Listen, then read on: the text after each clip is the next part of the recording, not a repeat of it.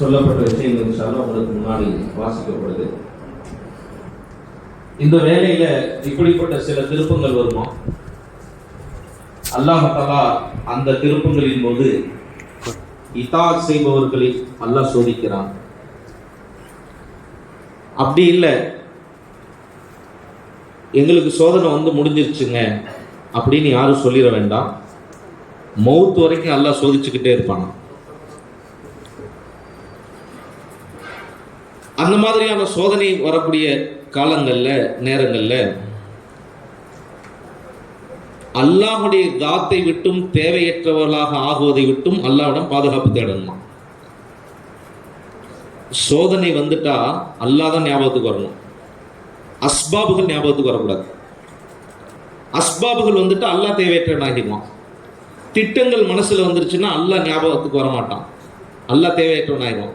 அப்ப சொல்றாங்க, எப்படி அல்லாஹுடைய அஸாபை விட்டு பாதுகாப்பு தேடுவோமோ அது மாதிரி சோதனை காலங்களில் அல்லாஹ்விடம் இஸ்திக்னா ஆகுவதை விட்டும் தேவையற்றவர்களாக ஆகுவதை விட்டும் பாதுகாப்பு தேடணும். என்னைக்குமே நாம இந்த வேலைக்கு உரிமை உள்ளவர்கள் நினைச்சிடவே கூடாது, ஹக்குதார் நானு அப்படின்னு நினைச்சிடக்கூடாது. இந்த மாதிரியான சோதனை காலங்கள்ல யாருடைய பார்வை குர்ஆன் ஹதீஸ் சீரத்தின் மீது இருக்குமோ அவர்கள் இந்த சோதனையிலிருந்து தப்பிச்சு கொள்வாங்க. அப்படி இல்லைன்னு சொன்னா இந்த சோதனையான காலங்கள்ல தனக்கு எது தோணுதோ அதை வேலைன்னு நம்பி அதை தான் செய்வாங்க. வேலை செய்யணும்டா செய்வாங்க, இந்த காலத்துல வேலை விடணும்னு அவங்க யோசிச்சா வேலை விட்டுருவாங்க. சஹாபாக்குடைய வரலாறை நாம படிக்கலைன்னு சொன்னா, சீரத்தை சஹாபா நம்ம கண் முன்னாடி இல்லைன்னு சொன்னா இஸ்திகாமத் ஏற்படாது. இந்த வேலையில சஹாபாக்களுடைய வரலாறு படிக்கலைன்னு சொன்னா எத்தனை விதமான ஹாலாத்துகள் வருதோ அத்தனை விதமான ஹாலாத்துகளையும் சமாளிக்கக்கூடிய தைரியமும் அதற்குண்டான தகுதியும் வராம போயிருமா. முனாஃபிக்கீன்கள் அல்லாஹுடைய பாதையில பரப்புல ரசூலுல்லாஹி ஸல்லல்லாஹு அலைஹி காலத்துல சில நேரங்கள்ல லேட்டா கிளம்புனாங்க. இதெல்லாம் முனாஃபிக்குகள் சம்பந்தப்பட்டதுன்னு நினைக்க கூடாது. மாறாக தஹதீருல் முஸ்லிமீன், முஸ்லிம்களை பயமுறுத்துவதற்காக அல்லாஹ் அப்படிலாம் நடத்தினாங்க. முனாஃபிக்கீன்கள் சம்பந்தமா எத்தனை எச்சரிக்கைகள் இருக்கோ அதெல்லாம் முஸ்லிம்களை பயமுறுத்துவதற்காக சொல்லப்பட்டிருக்கிறது.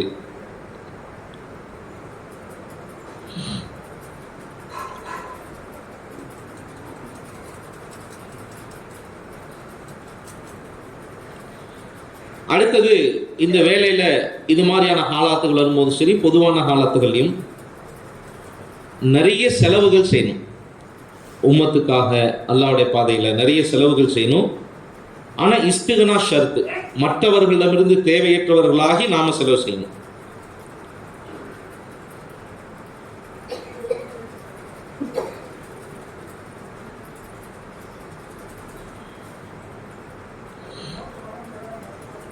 இன்னைக்குள்ள பக்கா முனாஃபிக் யாரு அப்படின்னு சொன்னா அஜர்ஜி சொல்றாங்க, இஸ்லாம் அல்லாத நாட்டில், தாருல் குஃபுர்ல, இஸ்லாத்துக்கு விரோதமான குஃபருடைய நாட்டில் வாழ்ந்து கொண்டிருக்கிறாங்க முஸ்லீம்கள். அதில் ஏதாவது முஸ்லீம்களுடைய நலவான விஷயங்களை பற்றி மாற்றார்களிடம், காஃபிர்களிடம் ஷிகாயத் செய்வது, முறையீடு செய்வது இருக்கு இல்லையா, அது அப்படி செய்யக்கூடியவர் தான் இந்த காலத்துடைய பக்கா முனாஃபிக்குன்னு சொல்றாங்க. முஸ்லீம்கள் நல்ல காரியங்கள் செஞ்சுட்டு இருக்கிறாங்க தாருல் குஃபுர்ல, குஃபருடைய நாட்டில். அப்போ கூட இருக்கிற முஸ்லீம் அதுக்கு உதவி செய்யாட்டாலும் பரவாயில்லை, அதை பற்றி மற்றவர்களிடம் முறையீடு செஞ்சா இவர் தான் இந்த காலத்துடைய பக்கா முனாஃபிக் அப்படின்னு சொன்னாங்க. எப்போ அகலே ஹக்குன்னு சொல்லக்கூடிய ஹக்குடையவர்களிடத்துல தாசுபியத் வந்துருமோ, இனவெறி, தான் சார்ந்த அப்படிங்கிற விஷயம் வந்துருமோ, அவங்கள்ட்ட இந்த தன்மை ஒன்று வரும். என்னன்னு சொன்னா, ஒருவர் மற்றவர்களை என்னுடைய எதிரி என்பதாக நினைப்பாங்களாம். இவர் என்னுடைய எதிர் டீம், என்னுடைய எதிர் தரப்புல உள்ளவர் அப்படின்னு சொன்னா, அப்போ அவருக்கு வரக்கூடிய ஆபத்துகளின் போது இவர் சுப செய்தி எல்லாத்துக்கிட்டையும் சொல்லிட்டு இருப்பாங்க, அவருக்கு இப்படி எல்லாம் வந்துருச்சு பாருங்க அப்படின்னு சொல்லி. கார்குசாரிக்கு இடையில ஹஜர்ஜி சொன்னாங்களாம், நீங்க உங்களுடைய வெளிநாடுகளை உங்களுடைய சுற்றுப்புறமாக நினைக்கணும், உங்களுடைய அத்ராஃப்னு நினைக்கணும். அப்பதான் நீங்க ஜமாத் அனுப்புவீங்க. வெளிநாடு எங்கேயோ இருக்கு, நம்மளால சக்தி இருந்தால் தான் அங்கெல்லாம் போய் தீனுடைய வேலை செய்யணும் அப்படின்னு நினைக்காதீங்க. மாறாக வெளிநாடுகளை உங்களுடைய சுற்றுப்புறமாக நினைங்க. எப்படி 2 ஆகஸ்ட் போய் வேலை செய்கிறீங்களோ, 3 நாள் போய் வேலை செய்கிறீங்களோ, அது மாதிரி சுற்றுப்புறமாக நீங்கள் வெளிநாடுகளை நினைச்சாதான் அதுக்காக வேண்டி ஜமாத்துகளை அனுப்புவீங்க. 2வது விஷயம், நிறைய செலவுகளுக்காக ஜமாத்துகளை அனுப்புங்க. நம்முடைய உமூமி பயானாத்துகளில், ஜுமேராத்துகளில், நம்முடைய பயான்களின் போது அன்லிமிட்டடுடைய தஷ்கீல் செய்யுங்க. யார் 1 லட்சத்துக்கு தயார், 2 லட்சத்துக்கு தயார்னு கேட்காதீங்க. யார் அன்லிமிட்டடுக்கு தயார், இதை நீங்கள் நிறைய கேளுங்க. யூசுஃபா ரஹ்மத்துல்லாஹி சொல்றாங்களா, உம்மத்தினுடைய பொருள்களை, செல்வங்களை தீனுக்காக செலவு செய்ய வையுங்க, இல்லை என்றால் தீனை அழிப்பதற்காக அது செலவு செய்யப்படும்.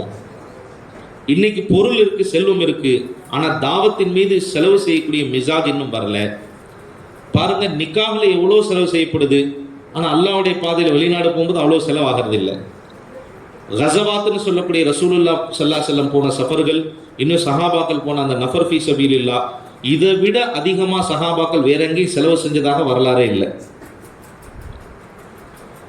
இன்னும் சொல்ல போனா நம்முடைய பகுதிகளிலும் சரி, மற்ற இலாக்காக்கள்லையும் இர்திதாதுடைய மாஹோல், எங்கெங்கெல்லாம் மக்கள் மதம் மாறிக்கிட்டு இருக்கிறாங்க, அப்படியான இடங்களுக்கு நீங்க ஜமாத்துகளை அனுப்புங்க. சீரத்துல சஹாபாக்களுடைய வாழ்க்கை வரலாற்றில் நமக்கு என்ன கிடைக்குதுன்னு சொன்னா, சஹாபாக்கள் அதிகமாக இர்திதாத் ஏற்படக்கூடிய ரூட்ல தான் ஜமாத்துகளை அனுப்பிச்சிருக்கிறாங்க.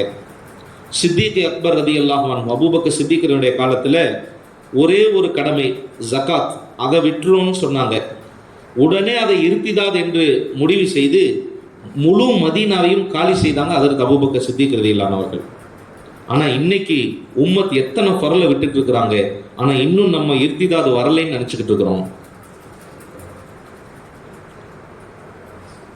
வேலையுள்ள இடங்களுக்கு ஜமாத் போகுது அப்படின்னு சொன்னா, ஜமாத் போயிட்டே இருக்கும், வேலை நடந்துகிட்டே இருக்கும், இர்திதாத் ஃபெல்தா ரஹேகா, வேலை ஒரு பக்கம் நடந்துட்டு இருக்கும், இர்திதாத் ஒரு பக்கம் நடந்துகிட்டே இருக்கும். அதனால இர்திதாத் எங்க அதிகமா இருக்கோ அது மாதிரியான இடங்களை தேடி தேடி போங்க. இர்திதாத, அதாவது மதம் மாற்றத்தை பரத்துவதற்காக, அதை உருவாக்குவதற்காக எவ்வளவு செல்வம், பொருள் செலவு செய்யப்படுதோ அதை தடுப்பதற்காக அவ்வளோ செலவுகள் செய்யப்படுவதில்லை. எனவே என்னுடைய வேண்டுகோள் என்னவென்றால், ஹஜரத்ஜி சொல்றாங்க, என்னுடைய வேண்டுகோள் என்னவென்றால், உங்களுடைய மாநில மஷ்வராவில் இர்திதாதுடைய பகுதிகளுடைய ஏதாவது கார்குசாரி இருந்தால் சொல்ல வைங்க, அதனுடைய தக்காசாக்கள் இருந்தால் அதுக்காக ஜமாத் அனுப்பி வைங்கன்னு சொல்றாங்க. இது மாதிரி எங்கே கார்குசாரி இருக்குங்களா? ஏதாவது பகுதிகள் எங்கேயாவது இது மாதிரி இவ்வளோ நடந்திருக்கு, இர்திதாத் ஆயிட்டாங்க மக்கள், அல்லாஹ் தஆலா பாதுகாப்பானாக. அது மாதிரி யோசிக்கலாமா? இன்ஷா அல்லாஹ் இர்திதாதுடைய பகுதியில் யோசிங்க. இன்னைக்கு நிறைய ஃபித்னாக்கள் வந்திருக்கு, நிறைய ஃபித்னாக்கள், சொல்லவே முடியாத ஃபித்னாக்கள் நம்ம பக்கத்து வரைக்கும் வந்துருச்சு. புதுசா நபி மோஜிசாக்களை மறுக்கிறவங்க, இந்த மாதிரி நிறைய தமிழ்நாடுகள் அப்படி இருக்கு. அது மாதிரியான இடங்களை தேடி இன்ஷா அல்லாஹ் ஜமாத்துகள் போடணும். அடுத்தது இதை விளங்க வைங்க. அஜய் ஜி சொன்னாங்க, ये समझाओ इर्तिदाद का मौसम नहीं है, हमारा निकलने का मौसम है. இர்திதாத் ஆகிறதுக்கு காலகட்டம்லாம் இல்லை, ஆனால் நம்ம அல்லாஹ்வுடைய பாதையில் போகணும், தஷ்கீல் செஞ்சாலே என் வக்து இன்னும் வரலைங்க அப்படின்னு சொல்கிறோம். 19 கூட்டம்னு சொல்லி ஒரு கூட்டம் எங்கள் பகுதியில் உருவாகிட்டு நிறையா பண்ணிட்டு இருக்காங்க. அதே மாதிரி நம்ம காதியானிகள் எங்கள் பகுதியில் கொஞ்சம் வேலைகள் ஜாஸ்தியாக சென்னை அதான் பார்ப்போம். நானும் கேள்வி, அல்லாஹ் நம்மளை மன்னிப்பானாக, நம்முடைய குறைகளை மன்னிப்பானாக. சென்னையுடைய பகுதியில் சொல்கிறாங்க, இந்த மாதிரி சில குடும்பங்கள் அந்த மாதிரி ஆயிட்டாங்கன்னு சொல்லி. அப்போ சொன்னாங்க, இர்திதாதுக்கு மோசம் இல்லை, காலம் இல்லை, ஆனால் நம்ம அல்லாஹ்வுடைய பாதையில் போகிறதுக்கு காலங்களை வகுத்து வச்சுருக்கிறோம். நாங்கள் இதில் தான் போவோம், ஏப்ரலில் தான் போவோம், மே மாதம் தான் போவோம், ஜூலையில் தான் போவோம், ஜூனில் தான் போவோம். ஆனால் இர்திதாதுக்கு ஜூலை இல்லை, ஜூன் இல்லை, ஜனவரியிலேருந்து டிசம்பர் வரைக்கும் முர்தத் ஆகிறவங்க ஆகிட்டே இருக்கிறாங்க.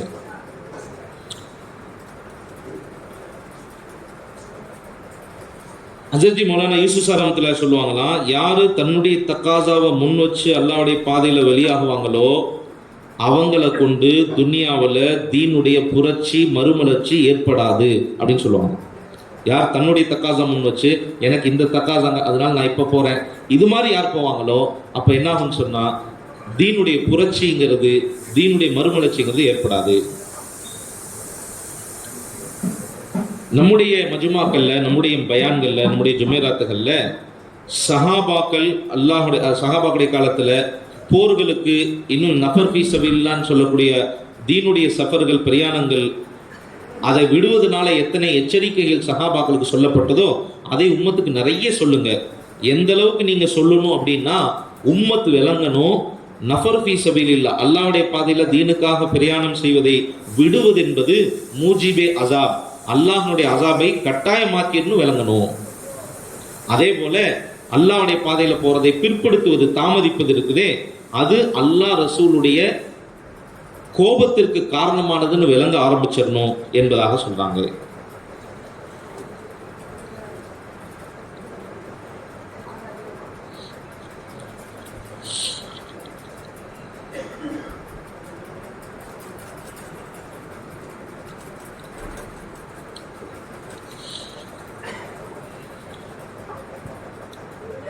இன்னொரு சந்தர்ப்பத்தில் சொன்னாங்க,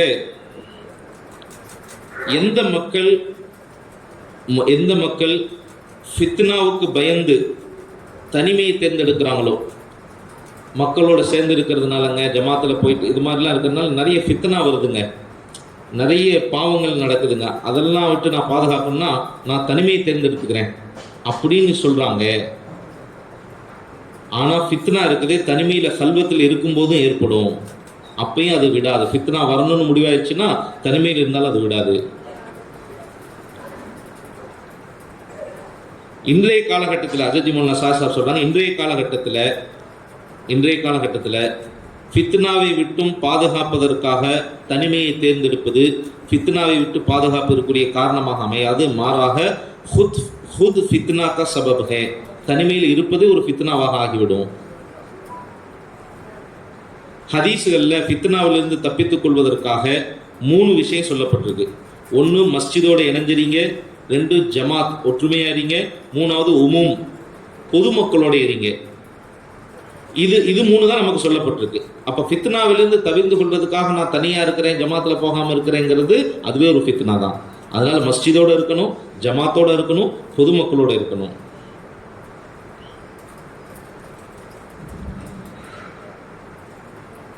அல்லாஹ்வுடைய பாதையில் போனால் நிறைய விஷயங்கள் ஏற்படுது. குறிப்பாக வெளியில் சொல்கிறாங்க சில பேர், இந்த மாதிரி வெளியில் போனால், சஃபரில் போனால் பெண்களை பார்க்க வேண்டியது இருக்குது, அந்த மாதிரிலாம் ஃபித்னா வருது. இது மாதிரியான காரணங்களை சொல்லி அல்லாஹ்வுடைய பாதையில் வெளியாகாமல் இருப்பது இருக்குதே, இது முனாஃபிக்கினுடைய சிஃபத்து. முனாஃபிக்கின் மதீனாவில் ஒரு முனாஃபிக் இருந்தால், அந்த முனாஃபிக் இடத்துல சொல்லப்பட்டது அல்லாஹ்வுடைய பாதையில் நீ வான்னு சொல்லி, அப்போ அந்த ஆள் சொன்னார், இல்லை நான் பெண்கள் விஷயத்தில் கொஞ்சம் இதானவன், அல்லாஹ்வுடைய பாதையில் நான் வந்துட்டா அங்கே பெண்கள்லாம் இருக்கிறாங்க, அதை பார்த்து நான் ஃபித்னாவில் வருவேன் அப்படின்னு சொல்லும் பொழுது, அப்படின்னு சொன்னான், என்னது நான் ஃபித்னால் ஆயிடுவேன், அதனால நான் அல்லாஹ்வுடைய பாதையில் வரமாட்டேன். அப்போ அல்லாஹ் தஆலா குர்ஆனில் சொன்னால், அலா ஃபில் ஃபித்னதி சகது, அவர் அல்லாஹ்வுடைய பாதையில் வந்து தான் ஃபித்னால் ஆவாருன்னு இல்லை, வெளியாகாமல் இருக்கிறார் இப்போ வீட்டில், இதுதான் ஃபித்னா, இப்போ ஃபித்னால விழுந்துட்டாருன்னு சொன்னான்ல. தஹல்லுஃப் ஹி ஃபித்னா ஹை, அல்லாஹ்வுடைய பாதையில் போகாமல் பின்தங்குவதே ஃபித்னா தான்.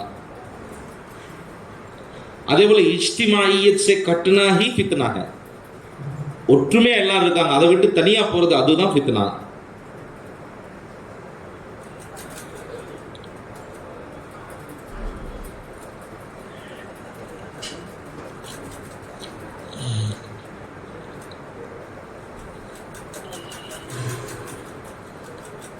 அதுக்கப்புறம் இன்னொரு சந்தர்ப்பத்தில் சொன்னாங்க, இந்த வேலையை நிலைநிறுத்துவது, இந்த வேலையினுடைய எல்லா தக்காசாக்களையும் சரியாக பூர்த்தி செய்யறதற்கு இது எல்லாமே மஷூராவின் மீது கட்டமைக்கப்பட்டிருக்கிறது.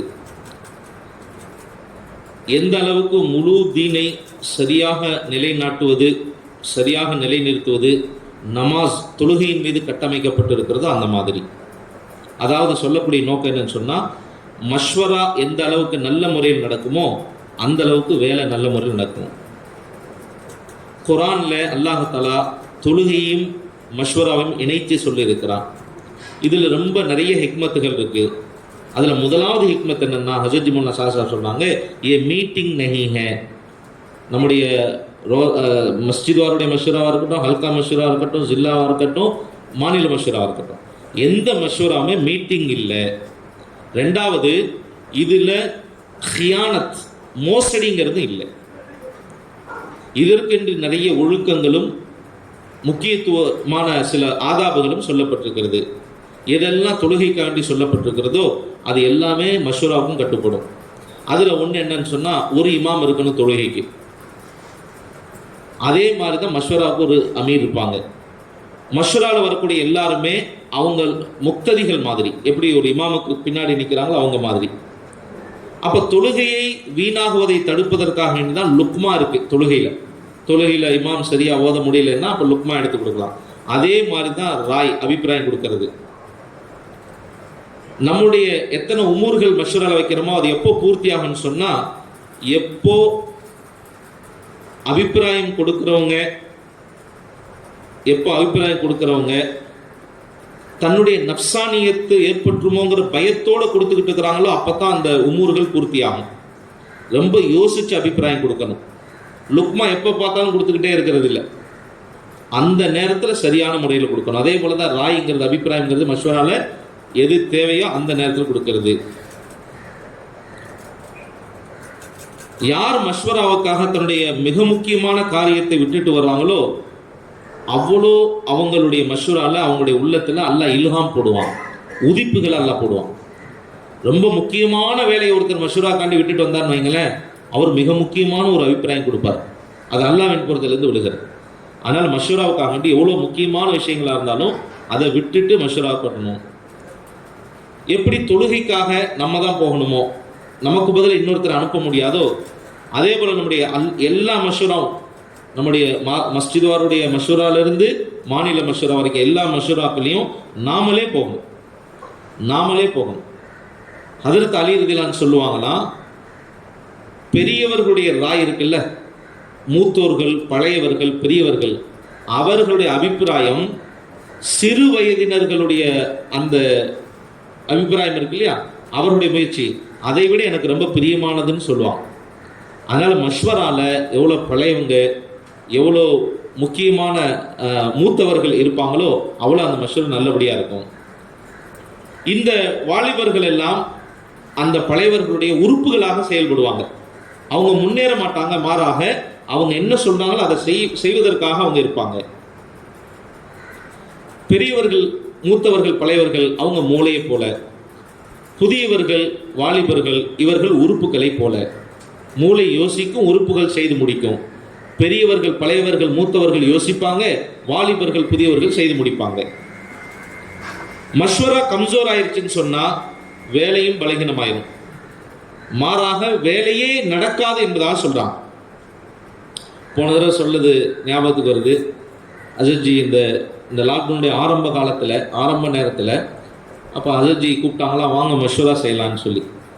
அப்போ சாத்திகள் சொன்னாங்களாம், வேலையே இல்லை, அப்புறம் எதுக்கு மஷ்வரா அப்படின்னு கேட்டாங்களாம். அப்போ ஹசரத் சொன்னாங்களாம், வேலை தான் மஷ்வரா, வேலை தான், நீங்கள் மஷ்வரா செய்ய வேலை கிடைக்கும். முஃப்தி யாக்கூப் சிலோனி சொன்னாங்க, மஷ்வராவுக்கு அன்னைக்குன்னு உட்காந்தாங்க, அப்போவே 2 தக்காசா வந்ததுன்னு சொன்னாங்க.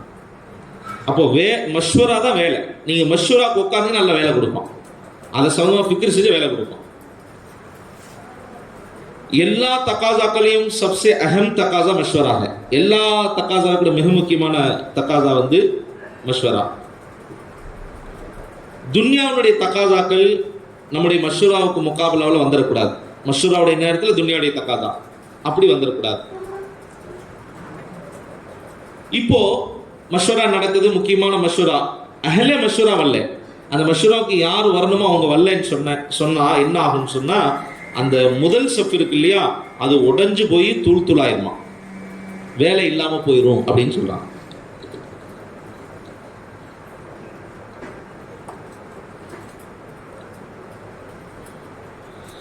யாரு, அதாவது அந்த மஷ்வரால பின்னாடி இருக்கிறவங்க, அவங்க உம்முறை மஷ்வராவே தெரியாதவங்களுக்கு, சும்மா மஷ்வரா கலந்துக்கலாம் வந்திருப்பாங்க. இவங்க நாவாத்திஃபா இருப்பாங்க, மஷ்வரா பத்தி என்ன விஷயம் பேசப்படுது என்ன. இப்ப இவங்க என்ன செய்வாங்க, தக்காசாக்களை வீணாக்கிடுவாங்க. அதனால யாரு மஷ்வராவுக்கு தேவையோ, யார் மஷ்வராவுக்கு அவசியமோ, யார் மஷ்வரால இருக்கணுமோ அவங்க கட்டாயமாக மஷ்வரால இருக்கணும்.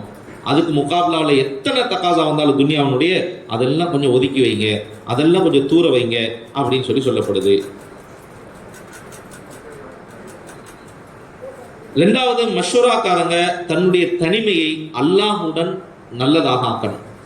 அல்லாஹுடன் நெருக்கம் உள்ளதாக ஆக்கணும்.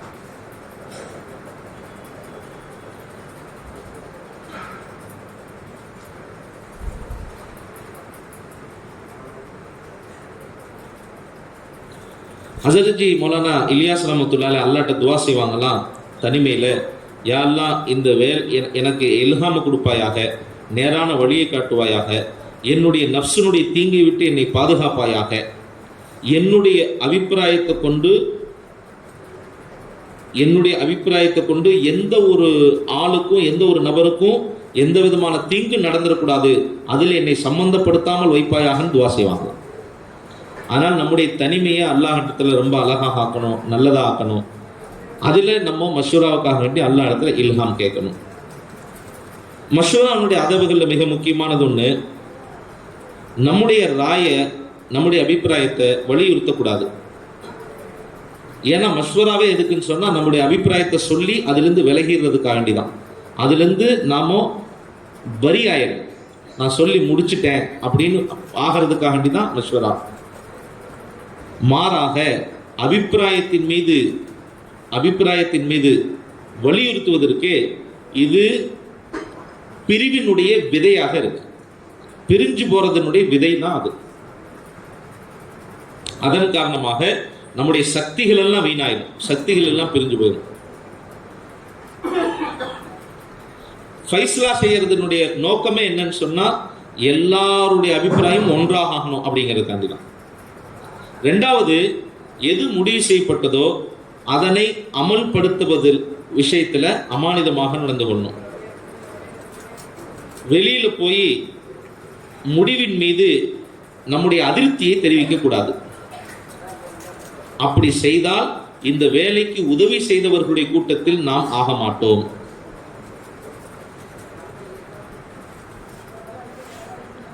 அப்ப என்ன செய்வாங்க, இவர் வெளியில வந்து சொன்னோடனே இன்னும் 4 பேர் வருவாங்க, ஜி நீங்க நினைச்ச மாதிரி தான் நானும் நினைச்சேன்னு சொல்லுவாங்க. அப்ப இவங்க எல்லாம் சேர்ந்து ஒரு குரூப் ஆயிடுவாங்க. அதனால ஃபைஸ்லா முடிவான பிறகு தயவு செஞ்சு எந்த விதத்திலையும் தங்களுடைய அதிருப்தியை வெளியில் வந்து செய்யக்கூடாது.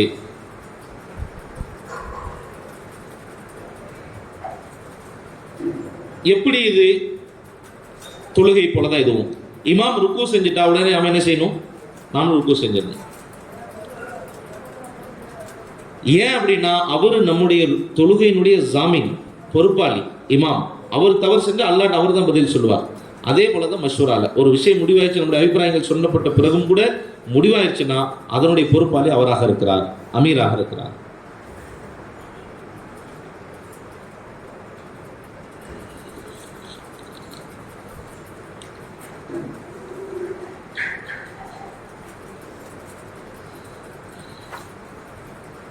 இல்ம், தஜ்ருபா, இது ரெண்டும் நேர் எதிராக மாறி போச்சு இன்னைக்கு. இல்மு, தஜ்ருபா. இல்மு ஒரு பக்கம், அனுபவம் ஒரு பக்கம். ஆனா நம்ம சஹாபாக்குடைய சீரத்தை பார்க்கணும். சஹாபாக்குடைய சீரத்தை பார்க்கணும்.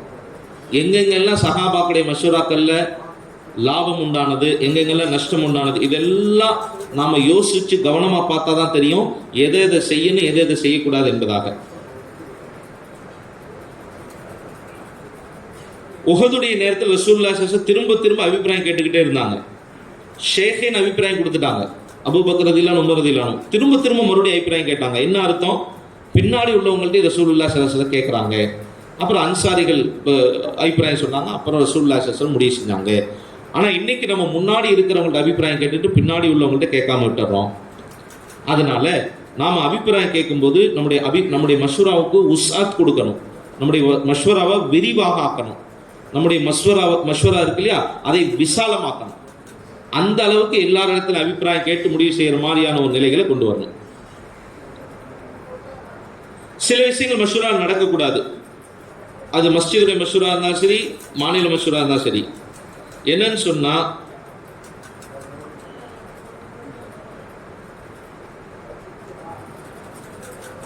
நம்முடைய மஷ்வராவில் வேலையினுடைய மஷ்வராவை தவிர வேற இன்திசாமி மற்ற விஷயங்களை கொண்டு வரக்கூடாது உமூர்களாக. இது ரொம்ப முக்கியமான விஷயம். நம்முடைய மஷ்வராக்கள்ல இன்திசாமி அதுக்கெல்லாம் இருக்குது, அதுக்கு கமிட்டி, அதில் அதுக்குன்னு சில ஆளுங்க இருக்கிறாங்க, அவங்க செய்வாங்க. மாறாக வேலையினுடைய உமூர்கள் தான் நம்முடைய மஷூரானுடைய உமூர்களாக இருக்கணும். இன்திசாமியுடைய விஷயங்கள், மற்ற விஷயங்கள் நம்முடைய மஷூரானுடைய உமூர்களாக இருக்கக்கூடாது. அதனால எல்லாரையும் மஷூரால உட்கார வைக்கணும். சாதாரண ஆளுடைய எப்படி ஒரு முசல்லியும் நம்ம மஸ்ஜித்வாரில் உட்கார வைக்க முயற்சி செய்யறோமோ அதே மாதிரி தான் மஸ்ஜிதினுடைய ஒவ்வொரு முசல்லியும் அவாம்களும் மஷூரால இருக்கணும். ஆனா இன்னைக்கு என்னாச்சு, நம்முடைய மஸ்ஜித்வார் ஃபிக்ர்னு தனியா நடக்குது. மஸ்ஜிதுக்காரங்களாம் தொழுதுட்டு வெளியே போயிட்டு இருக்கிறான். ஒரு சின்ன கூட்டம் தனியா உட்காந்து மஸ்ஜித்வார் ஃபிக்ர் செஞ்சுட்டு இருக்கிறான். அதே மாதிரி ஜில்லாவுடைய மஷூரா நடக்குது. வேலை செய்யக்கூடிய அம்லா பழையவங்க அந்த மஷூரால் இல்லை, புதியவங்களா இருக்கிறான். இது நம்முடைய மஷூராக்கள்ல இருக்கக்கூடாது. ரசூலுல்லாஹி ஸல்லல்லாஹு அலைஹி வஸல்லம் மஷூராக்கள்ல முனாஃபிகீன்கள் கூட இருந்தாங்க. முனாஃபிகீன்கள் கூட அபிப்பிராயம் கொடுத்தாங்க. அப்துல்லா பின் உபை பின் சலூல் அபிப்பிராயம் கொடுத்து அதை ஏற்றுக்கொள்ளல என்பதற்காக தன்னோடு சேர்த்து நபர்களையும் கூட்டிக் கொண்டு போயிட்டான். அப்துல்லா பின் உபையினுடைய ராயின் அடிப்படையில் அந்த அளவுக்கு இஸ்ரா செய்யப்பட்டு ரசூலுல்லாஹி ஸல்லல்லாஹு அலைஹி வஸல்லம் அந்த அளவுக்கு உஸ்ஸாத் கொடுத்திருந்தாங்க மஷூராவுக்கு. முனாஃபிகீன்கள் கூட முன் வந்து அபிப்பிராயம் சொல்லலாம் அப்படிங்கிற அளவுக்கு என்ன செஞ்சிருக்காங்க, மஷூராவுக்கு உஸ்ஸாத் கொடுத்திருந்தாங்க. ஆனா நம்முடைய மஷூராக்கள் அந்த மாதிரி உஸ்ஸாத் கொடுக்கறது இல்லை. அதே போல சில காரியங்கள் இருக்கு, எல்லாருடைய ஒட்டுமொத்த அபிப்பிராயத்தின்படிதான் ஒரு காரியம் செய்யப்படணும் அப்படிங்கிறது இல்லை. இது சீரத்திலிருந்து நமக்கு கிடைக்கிறது இல்லை. யார் யார்கிட்ட என்ன மஷூரா செய்யணுமோ அதை செய்து கொள்வாங்க சில காரியங்கள் அப்படி. இதுக்காக உதாரணம் என்னன்னு சொன்னா, சித்திக் அக்பர் ரலியல்லாஹு அன்ஹு அவங்களுடைய காலத்துல தான் குர்ஆன் ஒன்று சேர்க்கப்பட்டது. ஆனா அது குர்ஆன் ஒன்று சேர்க்கணும் அபிப்பிராயம் கொடுத்து ஹஜ்ரத் உமர் ரலியல்லாஹு அன்ஹு, ஹஜ்ரத் அபூபக்கர் ரலியல்லாஹு அன்ஹு ஃபைஸ்லா செஞ்சாங்க. உமர் ரலியல்லாஹு தஆலா அன்ஹு தன்னுடைய ராய் சொன்னாங்க. ஒன்று சேர்த்தது ஸைத் ரலியல்லாஹு தஆலா அன்ஹு. அப்ப யாருக்குமே அதுல முறையீடு ஷிகாயத் வரவே இல்லை. எங்கிட்ட ஏன் கேட்காம நீங்க குர்ஆன் ஒன்று சேர்த்தீங்கன்னு சொல்லவே இல்லை. எங்கிட்ட ஏன் கேட்காம நீங்க குர்ஆன் ஒன்று சேர்த்துட்டீங்க, அதனால நாங்கள் இதை ஓத மாட்டோம் அப்படின்னு யாரும் சொல்லலை. எங்களை கேட்காம என்ன செஞ்சிட்டீங்க, நீங்க அதை ஒன்று சேர்த்துட்டீங்க அப்படின்னு சொல்லலை. அதனால இந்த விஷயங்கள் நம்ம கவனத்தில் வைக்கணும். அதே போல நம்முடைய மஷூராக்கள்ல பொதுவான விஷயங்கள், வேலையினுடைய விஷயங்கள் கொண்டு வரப்படணும். தனிப்பட்ட நபர்களை பத்தியான மஷூரா என்ன செய்யக்கூடாது, மஷூரால வரக்கூடாது. இப்போ தனிப்பட்ட நபர்களுடைய அபிப்பிராயங்கள் அது சம்பந்தமான மஷூரா வந்துச்சுன்னா, இப்போ சாத்திங்க அது சம்பந்தமாவே அபிப்பிராயம் கொடுக்கறது, அது சம்பந்தமாவே தன்னுடைய சக்திகளை பூரா செலவு செய்வாங்க. அப்போ அமீர் வந்து ஜட்ஜா ஆயிடுவார். அந்த இடத்துல அமீர் வந்து ஜட்ஜு போல ஆயிடுவார். அதனால தனிப்பட்டவங்களுடைய மஷூரால தலையிடக்கூடாது. அது அவங்கவுங்க யார்கிட்ட செய்யணுமோ அவங்க செஞ்சுக்கணும். பரீரா இருந்தாங்க, அவங்கள்ட்ட ரசூலுல்லாஹி ஸல்லல்லாஹு அலைஹி வஸல்லம் அபிப்பிராயம் சொன்னாங்க. அப்போ அவங்க கேட்டாங்க, இது கட்டளையா இல்லை அபிப்பிராயம் இல்லை, என்னோட அபிப்பிராயம் அப்படின்னா அந்த அம்மா சொன்னாங்க, லா ஹாஜத் லீ ஃபீஹி, எனக்கு அதில் அப்படின்னா எனக்கு தேவையில்லை யார சொல்லலான்னு சொல்லிட்டாங்க. தனிப்பட்டோட விஷயம். அப்போ அந்த விஷயத்தில் என்ன செஞ்சாங்க, ரசூலுல்லா மஷூராக்குவாங்க, இது முடிவு செய்வோம் நீங்கள் செய் அப்படிலாம் சொல்லலை, அபிப்பிராயமாக சொன்னாங்க, அதை வேணான்ட்டான். இன்னொரு நபர் சொன்னார், தன்னுடைய ஒரு ஆடு வாங்கும் பொழுது, யார சொல்லலாம் நீங்கள் கொஞ்சம் இந்த ஆட்டை கொஞ்சம் விலை கம்மி பண்ணி எனக்கு வாங்கி கொடுங்களேன்னு சொன்னார். அப்போ ரசூலுல்லாஹி ஸல்லல்லாஹு அலைஹி வஸல்லம் கையை உயர்த்தி சொன்னாங்க, அல்லாஹ்விடத்தில் நான் அநியாயக்காரனாகி சந்திக்க விரும்பல, இது உன்னோட விஷயம், நீயே பார்த்துக்கோன்னு சொல்லிட்டான். இப்போ ரெண்டு தனிப்பட்ட நபர்களுடைய விஷயத்தை மஷூராவுக்கு கொண்டு வரக்கூடாது, அதில் நம்ம ஃபைசலும் ஆகக்கூடாது. நம்முடைய வேலையினுடைய மஷூரா இருக்கு, நம்முடைய வேலையினுடைய உமூர்கள் வரைக்கும் தான் இருக்கணும். இதுதான் நம்முடைய வேலையினுடைய முன்னேற்றத்துக்கு காரணமாக அமையும். அடுத்தது நம்முடைய மஷூரால உமூமியத் வரணும். நம்முடைய மஷூரால உமூமியத் இருக்கணும், எல்லாரையும் சேர்க்கணும். நம்ம ஏற்கனவே சொன்ன மாதிரி அப்துல்லா பின் உபை பின் சலூல் முனாஃபிக்குடைய தலைவன் தன்னோட 300 நபர்கள் எடுத்து போயிட்டான். அந்த நேரத்தில் மைதானத்தில் 700 பேர் தான் இருந்தாங்க, எதிரிகள் 3000 பேர் இருந்தாங்க.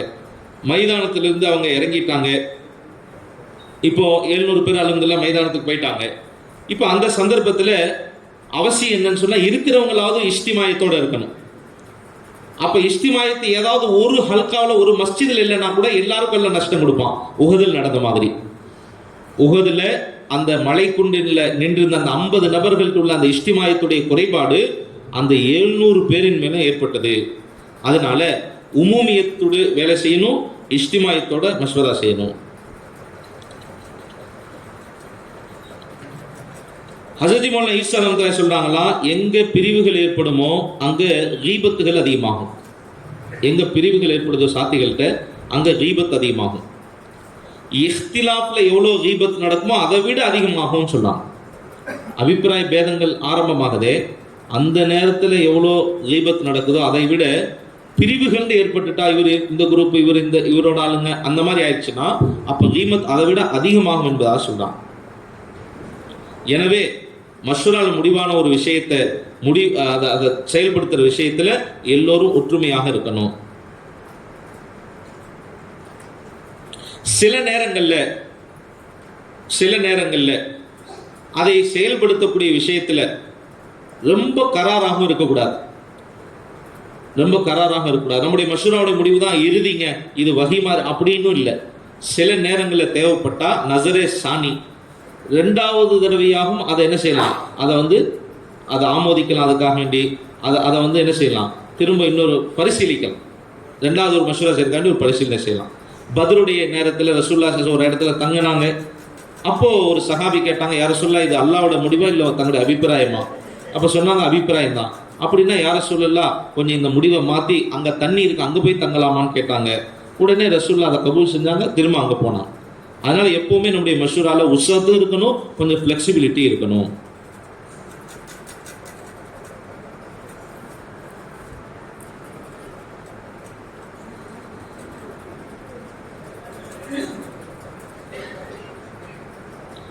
மஷூரால அமானத் என்ன அப்படின்னு சொன்னா, மஷூரால அமானதமா இருக்கணும். அதுல மோசடி செஞ்சிடக்கூடாது.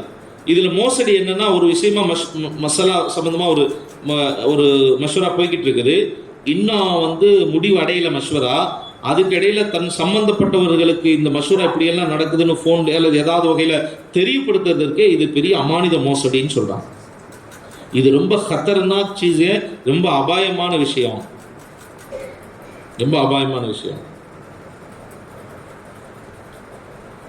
ஹதீஸில் இருக்கு, யாராவது உங்கள்ட்ட பேசும் பொழுது இந்த பக்கம் அந்த பக்கம் பார்த்துட்டே பேசுறாங்கன்னு சொன்னா, அவருடைய பேச்சை, அவர் உங்கள்கிட்ட பேசின பேச்சை நீங்க அமானிதமா, மறைமுகமா, பாதுகாப்பாக, ரகசியமா வைக்கணும்னு அர்த்தம் அப்படின்னு அதை வைக்கிறது அவசியம்னு இருக்கு. சீரத்தில் இருக்கு, ஹஜ்ரத் உமர் ரலியல்லாஹு தஆலா அன்ஹு சில விஷயங்கள்ல சிலர்கிட்ட அபிப்பிராயம் கேட்பாங்க. உதாரணமாக ஹப்ஸா ரலியல்லாஹு போனாங்க, அந்த மசலா, அதாவது ஒரு பெண் எவ்வளோ சக்தியாக இருக்க முடியும்னு கேட்கும் பொழுது ஹஜ்ரத் ஹப்ஸா சொல்லிட்டாங்க.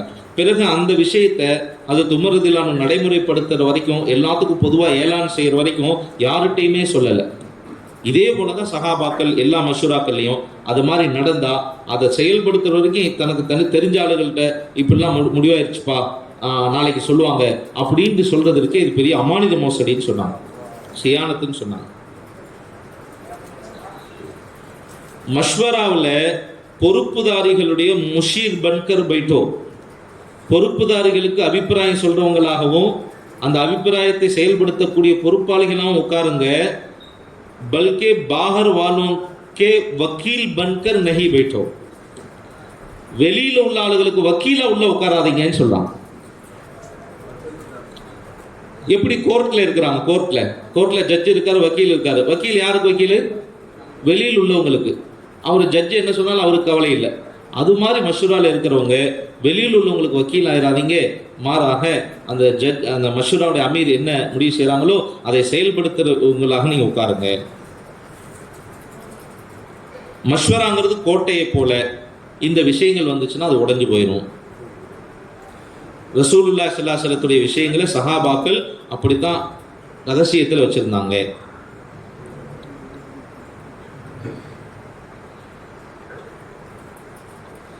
அப்படி ஏதாவது முடிவாகி அதை மாற்றணுங்கிறதுக்காக ஒரு விஷயமா முடிவாயிருச்சு, அதை மாற்றணுங்கிறதுக்காக யாராவது தனக்கு நெருக்கமானவங்க மூலமா மாற்றிடலான்னு அப்படி வந்தா கூட அதற்கும் சீரத்தில் இடம் இல்லை.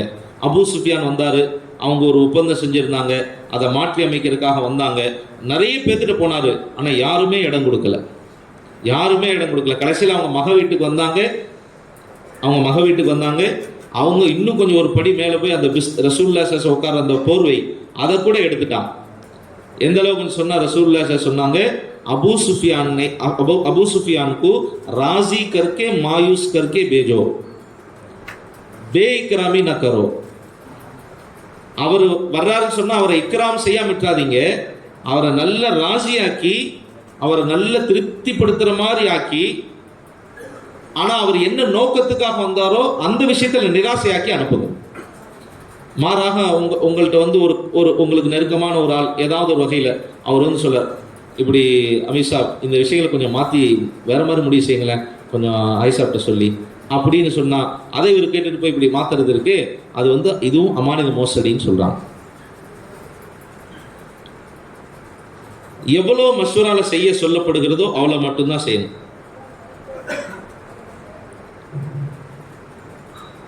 ஜமாத்து போறாங்க மாஷா அல்லாஹ், வெளிநாடுகள்ல உள்நாடுகள்ல, இவங்க போய் அங்க இருக்கக்கூடிய இஹ்திலாஃப் மசாயில்கள் இருக்குல்ல, அதுல தலையிடக்கூடாது. சஹாபாக்கள் அதுக்கும் என்ன இருக்கு, உதாரணம் இருக்கு. ஹதரத் உஸ்மான் ரலியல்லாஹு அன்ஹு போனாங்க ஹுதைபியாவின் போது, அப்போ அவங்க தவாஃப் செய்ய சொன்னாங்க. அப்போ ஹதரத் சொல்லிட்டாங்க உஸ்மான் ரலியல்லாஹு அன்ஹு, நான் தவாஃப் செய்ய மாட்டேன், அதுக்குண்டான வாய்ப்புகள் இருந்தப்பவும் கூட அவங்க செய்ய மாட்டேன்னு சொல்லிட்டாங்க. அதே போல ஹுதைஃபா ரலியல்லாஹு தஆலா அன்ஹுவை ரசூலுல்லாஹி ஸல்லல்லாஹு அலைஹி வஸல்லம் வேவு பார்த்துட்டு வாங்கன்னு அனுப்பிச்சாங்க. இவங்க அங்கே போய் பார்த்தா அபூ சுஃபியானை கொல்லக்கூடிய ஒரு சூழ்நிலை வந்துச்சு. அப்புறம் தான் கடைசியில் ஞாபகம் வந்து ரசூலுல்லாஹ் அங்கே போய் செய்ய வேண்டாம்னு சொன்னாங்களே, விட்டுட்டு வந்துட்டாங்க. இதன் காரணமாக அவங்க வர்ற வழியிலேயே நீங்கள் ஜெயிச்சிட்டீங்க அப்படிங்கிற சுப செய்தி சொல்லப்பட்டது. இன்னும் சொல்ல போனால் ஹதரத் அபூ சுஃபியானுக்கு ஹிதாயத்தும் கிடைச்சது. அதனால உங்களுக்கு மஷ்வரால என்ன சொல்லப்படுதோ அதை மட்டும் செய்யுங்க, சொல்லப்படாத விஷயங்கள்ல தலையிடாதீங்க அப்படின்னு சொல்றாங்க. குறிப்பாக அங்குள்ள இஃப்திலாஃபி விஷயங்களை, அங்குள்ள பிரச்சனைக்குரிய விஷயங்கள்ல நீங்க தலையிடவே இராதீங்க. அப்படி ஏதாவது தெரிந்தால் உடனடியாக நம்பிக்கைக்குரிய ஆட்கள் மூலமாக மர்கஸுக்கு தகவல் சொல்லிவிடணுமா. சஹாபாக்கள் காலத்துல அப்படித்தான் நம்பிக்கைக்குரிய ஆட்கள் மூலமாக மதீனாவுக்கு தகவல் சொல்லிவிடப்படும். எல்லா இடங்கள்லையும் நம்ம உமூமி வேலைகளை அதிகப்படுத்தணும். அதன் காரணமாக இஃப்திலாஃபாத்துகள் முடிஞ்சு போயிடும். இல்லையானால் இவரை போய் சந்திங்க, அவரை போய் சந்திங்க, இதனால் இதாக அதனால் இதாக சொல்லி ஒரு நெருக்கடியான ஒரு நிலைக்கு கொண்டு வந்துடுவாங்க. சில நேரங்களில் அந்த இஃப்திலாஃபாத் அதிகமாக இவர் உங்காளுங்க இது அவராளுங்க அப்படின்னு சொல்லி வேலைகள் பிரிஞ்சு போயிடும். அதனால இந்த வேலையினுடைய தரீக்கையை காரணம் சொல்லக்கூடிய வேலை செய்யக்கூடிய முறையில் வரக்கூடிய இஃப்திலாஃப் இருக்குல்ல, அது இஃப்திலாஃபே கிடையாது. அதனால இதை வச்சு நம்ம ஒரு பெரிய வகையில் பெரிய அளவில் நம்ம பிரிஞ்சுடக்கூடாது.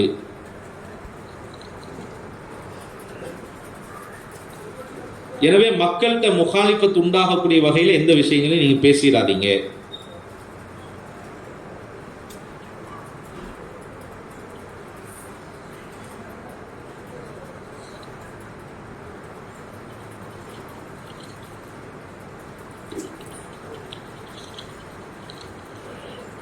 மாஷா அல்லாஹ், இந்த விஷயங்கள் சில விஷயங்கள் மஷ்வரா சம்பந்தமாக, வேலை சம்பந்தமான விளக்கங்கள், அல்லாஹ் அதன்படி அமல் செய்யறதுக்கு நமக்கு தௌஃபீக் செய்வானாக. பாருங்கள், நிஜாமுத்தீனிலிருந்து சொல்லக்கூடிய ஒவ்வொரு உசூல்களும், ஒவ்வொரு வார்த்தைகளும், ஒவ்வொரு வாக்கியங்களும் அது வந்து மன்சூஸ்ன்னு ஹஜ்ரத் திரும்ப திரும்ப சொல்கிறாங்க. மன்சூஸ் அப்படின்னா குரானில் இருக்கும், ஹதீஸில் இருக்கும், அல்லது சீரத்தில் வெளிப்படையாகவும் மறைமுகமாகவும் இருக்கும். இது அல்லாத ஒரு உசூல் நிஜாமுத்தீன் சொல்லப்படாது. அதனால் நிஜாமுத்தீனில் சொல்கிற மாதிரி நம்முடைய வேலைகளை அமைச்சுக்கொள்ள நம்ம விரும்பணும், வேலைகளை அமைத்துக்கொள்ள முன் வரணும். அப்போ தான் தரக்கிங்கிறது ஏற்படும். ஹஜரத் மௌலானா உபைதுல்லா சப் பல்யாவி ரஹ்மத்துல்லாஹி சொல்கிறாங்க, ஹஜரத் மௌலானா யூசுப் சார் ரஹ்மத்துல்லாஹி பயான் செய்யும்போது சொல்லுவாங்களாம், நீங்கள்லாம் முன்னாடி உட்காருங்க, நான் பேசும்போது ஏதாவது குரான் ஹதீஸ் இந்த மாதிரி ஏதாவது மாற்றமாக இருந்தால் அதை குறித்து வைங்கன்னு சொல்லுவாங்களாம். உபைதுல்லா சாப் யோசிக்கிறாங்க, அவங்க மற்ற பெரியார்கள், ஹஜரத் எப்படி பேசுவாங்க, என்ன அர்த்தம் அப்படின்னா, நீங்கள் உட்காருங்க, நான் என்னெல்லாம் சொல்கிறேன்னா அது குரான் ஹதீஸாகவே இருக்கும், சீரத்தாகவே இருக்கும். அப்புறம் நாங்கள் பயானில் உட்காந்து எழுத ஆரம்பிக்கும் போது தான் தெரியும், ஹஜரத்ஜி சொன்ன இந்த உசூல் இந்த ஆயத்திலிருந்து, ஹஜரத்ஜி சொன்ன அந்த உசூல் அந்த ஹதீஸ்லேருந்து. பிறகு நாங்கள் உட்காந்து அந்த ஆயத்த ஹதீஸ்லாம் தஹ்ரீஜ் செய்வோம், இந்த ஹதீஸ் இங்கே, இந்த ஆயத்து இங்கே வரும், இந்த சீரத்தினால தான் ஹஜரத்ஜி இதை சொன்னாங்கன்னு பின்னாடி நாங்கள் யோசிப்போம்னு சொன்னாங்க. அதனால் குறிப்பாக ஹஜரத்ஜி மௌலானா யூசுப் சார் அவங்களுடைய பயானாத்துகளை முடிஞ்சால் யாருக்கு உருது தெரியுமோ அவங்க உருதில் நிறைய படிக்கணும். உருது தெரியாதவங்க உலமாக்கள்கிட்ட, அவங்க வருஷ உலமாக்கள்கிட்ட அந்த கித்தாபை காட்டி உட்காந்து தனிப்பட்ட முறையில் எடுத்து அதை படித்து பழங்க. ஹஜரத் மௌலானா சாஹிப் சொல்கிறாங்க, ஹயாத்து சஹாபா, மல்ஃபூசாத்தை இலியாஸ் ரஹ்மத்துல்லாஹி, பயானாத்தை யூசுப் ரஹ்மத்துல்லாஹி, இது 3 ஒவ்வொரு தாயும் கட்டாயம் படிக்கணும். படிக்கலாமா இன்ஷா அல்லாஹ்? அப்படி படித்தால் நம்முடைய வேலையினுடைய தரஜா, நம்முடைய வேலையினுடைய அளவு, அது நம்முடைய இந்த வேலையை ஆரம்பித்த பாப் பேட்டை, ஹஜரத் மௌலானா சாஹிப் அடிக்கடி இந்த வார்த்தையை சொல்கிறாங்க, தோனோ பாப் பேட்டே.